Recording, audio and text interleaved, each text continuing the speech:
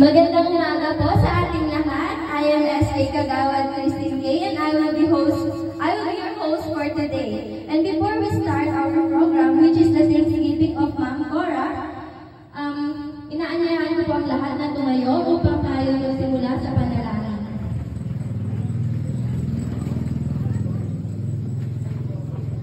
Ama naming Diyos sa makapangyarihan sa lahat, nagpapasalamat po kami at narito kami ngayon at nagtipon-tipon dahil po sa panguna ni Ma'am Cora upang magkaroon po ng Thanksgiving at mapasaya ang bawat isa sa amin. Nagpapasalamat po kami sa buhay po na ibigay ninyo sa amin.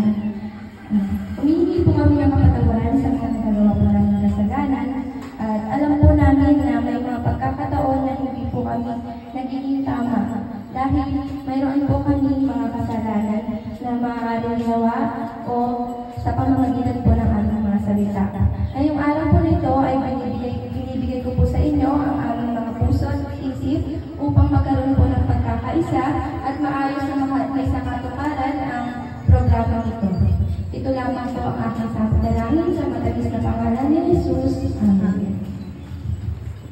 Okay, yung mga bata ko, umarap na po dito at kung sino po yung pinaka magaling gumaling sumayaw, yun po, magkakaroon po sila ng prize, premyo from Ma'am Cora.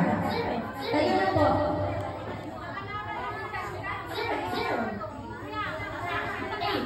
Ang mga lalaki lang. Mga lalaki muna. Tayo na, dali.